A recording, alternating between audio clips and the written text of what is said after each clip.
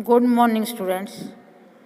आज मैं आपको बीए थर्ड ईयर एजुकेशन में पेपर फर्स्ट में जनसंचार के माध्यम में सबसे पहले रेडियो के बारे में बताऊंगी।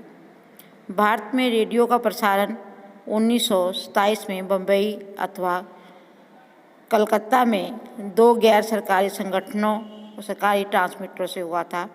भारत सरकार ने सन 1930 में इसे अपने अधिकार में ले लिया। इसका संचालन भारतीय प्रसारण सेवा के नाम से किया जाने लगा। सन 1936 में इसको बदलकर ऑल इंडिया रेडियो कर दिया गया। 1955 में आकाशवाणी नाम से इसका अलग विभाग की स्थापना की गई। रेडियो का आविष्कार 1885 में जी मार्कोनी के द्वारा किया गया था। शैक्षिक तकनीकी के इस युग में रेडियो का बहुत लाभ है। ये एक प्रभावशाली श्रव्य साधन माना जाता है। रेडियो पर शैक्षिक पाठों के प्रसारण से दूर दूर के क्षेत्रों के छात्रों को लाभ पहुंचा है। रेडियो पर शिक्षा शास्त्रियों एवं अनेक विद्वानों के भाषण प्रसारित किए जाते हैं, जिसका लाभ सभी छात्र उठाते हैं। रेडियो का प्रसारण 2 प्रकार से हो सकता है। नंबर 1 साधारण प्रसारण, नंबर 2 शैक्षिक प्रसारण।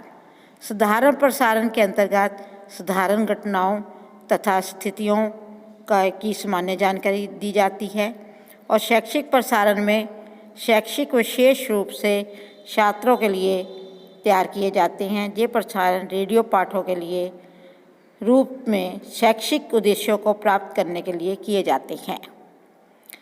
रेडियो पाठ का संगठन, इसके में सबसे पहले आता है तैयारी। शिक्षकों को रेडियो संदेश संबंधित पूर्ण जानकारी होनी चाहिए। इसके लिए आकाशवाणी केंद्र से प्रसारण से पूर्व ही कार्यक्रम संबंधी सूचनाएं एकत्रित कर लेनी चाहिए।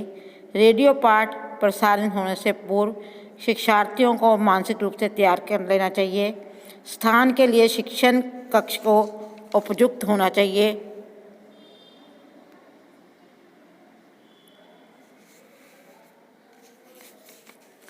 मानचित्र, ग्लोब, उपकरण आदि के उपयोग के निर्देशन होने पर उनको संबंधित व्यवस्थित कर लेना चाहिए। कार्यक्रम का सुनना,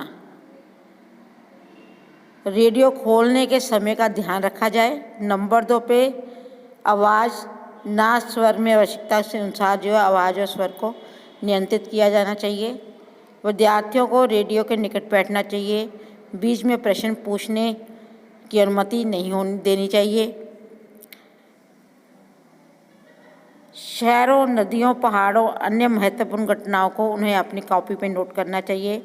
जिज्ञासा के रूप में उभरे हुए प्रश्नों को अपनी अपनी पुस्तिका में लिख लेना चाहिए।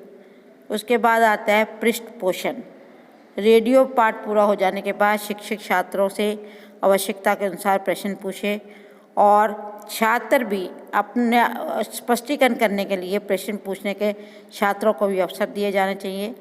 रेखा चित्र, मानचित्र आदि के द्वारा जो है उन तथ्यों को शिक्षक जो है उन तथ्यों को स्पष्ट करे जो मुख्य रूप से पाठ में जो है आगे थे।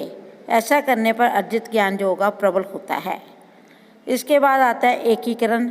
तथ्यों के परिणामों को इकट्ठा करके उसके क्रियान्वित करने के लिए लिखित से ये कार्य कराया जाए तथा उपयुक्त योजना तैयार की जाए। रेडियो पाठ का मूल्यांकन।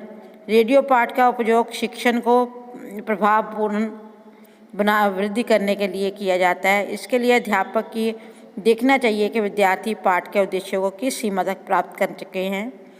यदि कमी है तो उन कारणों पर विचार किया जाना चाहिए। यदि पाठ में कमी हो तो अध्यापक को रिपोर्ट तैयार करके संबंधित रेडियो स्टेशन को भेजनी चाहिए। रेडियो के लाभ क्या हैं? रेडियो प्रसारण कक्षा में शैक्षिक उद्देश्यों की प्राप्ति में अध्यापक को बहुत अधिक सहायता प्रदान करते हैं। शैक्षिक उद्देश्यों की पूर्ति के लिए अतिरिक्त अध्यापन अत्यंत रोचक विधि से किया जा सकता है तथा मनोरंजन भी होता है। कम खर्चीले होने से अधिक छात्र जो इसका लाभ उठा सकते हैं। इसकी कमियाँ क्या हैं? रेडियो की अपेक्षा अन्य दृश्य श्रव्य साधनों द्वारा किया गया ज्ञान अधिक जो होता है स्थायी होता है। व्यावसायिक तथा विषयों को की दृष्टि को में इसका कोई महत्व नहीं होता है। इसमें ध्यान केंद्रित करने के लिए अधिक आवश्यकता होती है। ये एक तरफा संचार का माध्यम है। धन्यवाद।